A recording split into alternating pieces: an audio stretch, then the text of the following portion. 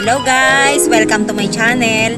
Ito po ang inyong super tenderang nanay, ang tendera ng Mendoreña. Magandang araw po sa inyong lahat. Ang aking video po ngayon ay tungkol sa mga tips ko, dagdag tips ko, kung paano po tayong lumago na bilang isang tindahan ng gulay and at the same time ay grocery store at tayo po ay hindi malugi.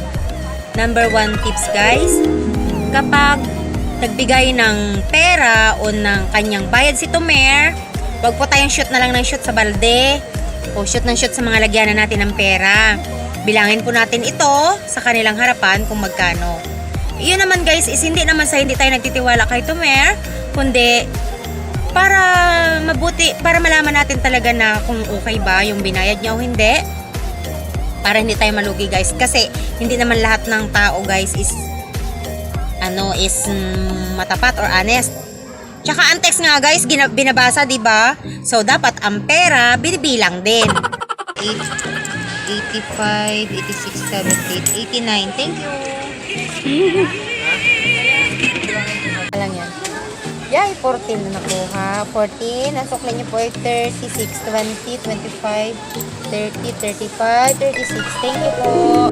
And guys, ang isang tips ko pong ibibigay sa inyo is, kung binibilang natin yung natatanggap nating pera galing kay Tomer, kung magkano ang binabayad niya, dapat guys, bilangin din natin sa harapan mismo niya yung kung ilan po yung sukli niya. Halimbawa po 500 yung pera niya, ang nakuha lang niya is 100 lang mahigit. Kailangan guys, ibilang natin ng maayos sa kanyang harapan yung sukli niya, at kung ilan ang nakuha niya, sabihin natin sa kanya at ito po ang inyong sukli. Para guys, minsan kasi sa akin pagtitinda guys, no, meron akong naranasan na bumalik si Tomer, may kalahating oras na po, bumalik siya. Ang sabi niya ay, ate, kulang yung sukli mo sa akin ng 200. 1,000 po kasi yung pera niya guys. Ang nakuha niya lang is 100 plus. After half hour, nagbalik po siya. Tapos sabi niya, ate, kulang yung sukli mo ng 200. Binilang-bilang ko na po ng ilang beses. Kulang talaga. Sabi ko sa kanya guys, kung alam mo palang kulang, ba't ngayon ka lang bumalik? Dapat kanina pa. Sabi ko, ang sabi niya po is, hindi niya nga po daw na malayan, binulsa na lang daw po niya nang hindi binibilang. So ayun guys, alam ko sa sarili ko na tama yung sinukli ko sa kanya. Kaya lang wala akong magawa kasi nung mga time na yun, hindi ko pa po alam na dapat ang dapat pala talagang gawin sa kapag ganung may mga sukli, lalo pag malakihan guys, sa harap ng customer is bilangin mo talaga ng maayos sa kanya. Tapos sasabihin mo pa guys sa kanya, ops ate, bago ka magalis, pakibilang, at hindi na po pwedeng magbalik para sabihin kulang. Kunwari lang guys, joke mo lang yun sa kanya, pero totoo. Kumbaga alam mo sa sarili mo na totoo yun. Gino-joke mo lang siya na, ops ate, pakibilang, baka mamaya sabihin mo mali ang sukli mo. Bumalik ka dito, sasabihin mo sa akin mali ang sukli mo. Kaya yun guys, nalugi ako ng 200 pesos doon, na maliwanag na nalugi ako, nanghina ako guys, pero binigay ko pa rin sa kanya. Tapos yun, yung naging lesson ko sa buhay ko na dapat talaga guys, bilangin sa harap ng customer ang kanyang sukli. Para wala siyang habol guys, sakali man. Or hindi na siya babalik sa'yo para sabing kulang yung sukli niya. Dahil binilang mo naman po ng harap-harapan, sa kanyang harapan, yung naging sukli niya sa pera niya. Ang next tips ko po na ibibigay sa inyo guys is, kapag nag-deliver si ahente ng inyong mga grocery sa grocery store guys, is bilangin natin sa harapan nila kung magkano talaga, at i-check, double check natin yung kanilang resibo. Bilangin natin sa harapan nila mismo kung tama ba ang kanilang dineliver guys. Kasi kapag nakatalikod na sila guys, mahirap nang habulin yun at nakakaya. Baka ikaw pa yung maging masama na parang naghabol ka kanina hindi mo binilang. Kaya yun guys, ang naging aral din sa akin minsan na kulang pala yung dineliver ni ahente, ni delivery boy. Hindi ko na po inabol kasi nahiya na ako dahil nakaalis na nga po sila. Tapos nung umalis sila, bago ko lang, nung hindi na ako busy guys, bago ko lang chinek, bayad na lang ba ako ng bayad guys. Kapag may resibo, ilalagay ko na lang dyan sa carton, itatabi ko muna. Kapag wala ng mga customer, bago ko po siya binibilang at chinecheck, ay ang problema guys is kulang. Ay di syempre nakauwi na yung ahente, next week na po ulit delivery boy, next week na po ulit ang balik niya. Wala na, hindi ko na yun nahabol guys kasi nahihiya na ako. So dapat guys is talagang sa harapan nila bigyan mo ng time. Huwag mo na silang bayaran hanggang hindi mo na double check kung tama ba yung dineliver nilang items sa iyo. Ganon din po yan guys sa gulay. Bago mo bayaran yung gulay, kiluhin mo muna siya kung tama yung kilo niya. At sa pagbilang naman guys is bilangin mo muna yung per bilang bago siya umalis. Maiwasan natin guys ang malugi. Bilangin at kiluhin ang dapat kiluhin bago natin sila bayaran. Para maliwanag guys, harap-harapan. Ang isang tips ko pa rin guys na natutunan sa grocery store. Nung mga una guys, nung wala pa nagturo sa akin na isang may-ari ng malaking supermarket dyan guys sa may amin. Tinuruan niya ako na dapat daw lahat ng aking mga expired na paninda at saka ng may nasira ng mga daga or is itabi at balik daw po sa ahente. Hindi ko yun noon alam guys kasi ang akin guys, nahihiya ako sa kanila na magbalik. Nahihiya po ako. Kaya ang ginagawa ko na lang guys, tinatapon ko na lang or pag alam ko talagang malapit ng expired, ma-expired ang expiration date niya, kinakain na lang po namin or kinukonsumo namin kung ano man yun.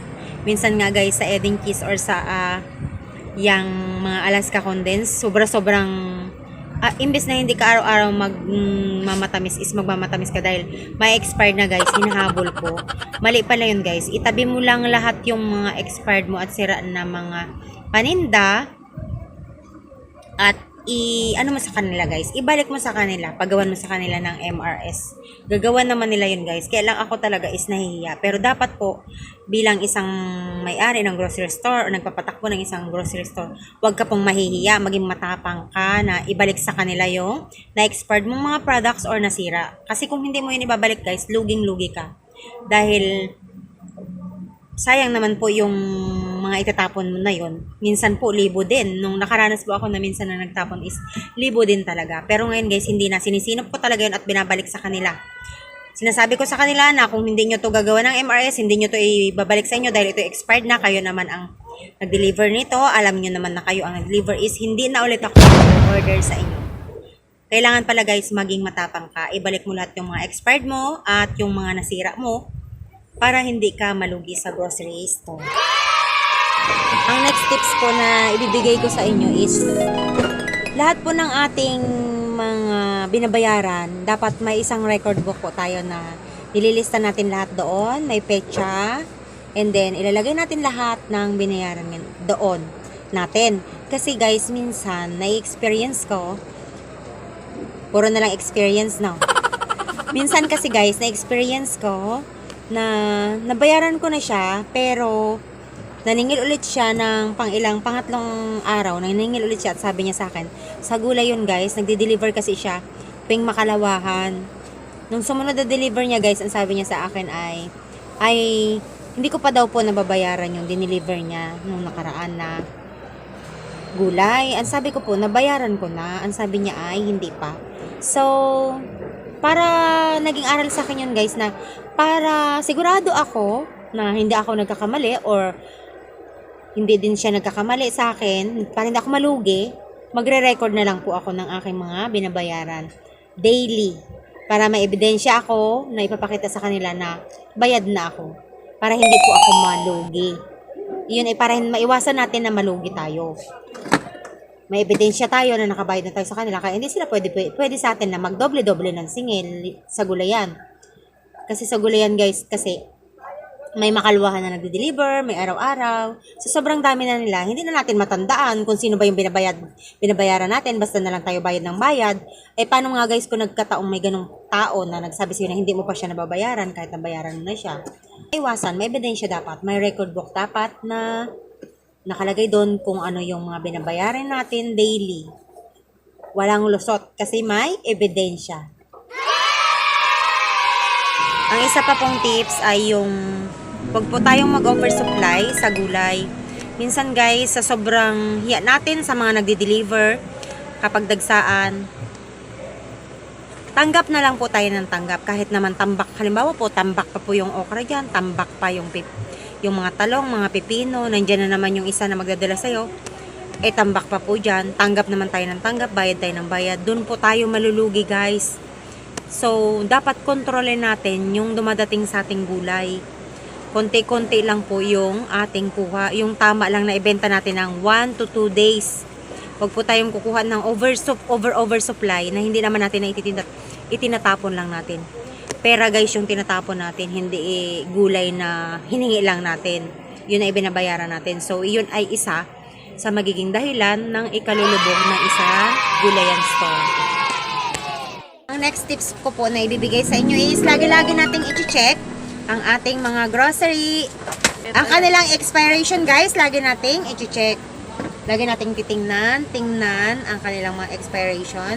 Kasi minsan hindi natin alam guys, bigyan na lang tayo ng bigay sa customer. Yung pala ay may mga expired na or mag-e-expired na. So dapat guys, nababantayan natin sila isa-isa kung alin yung malapit na mag-expired, kung alin yung unang malapit ng ma-expired. Yun na po yung ating ibibigay sa customer. Kaya nga dyan guys, pumapasok yung sinasabi nila na first in, first out.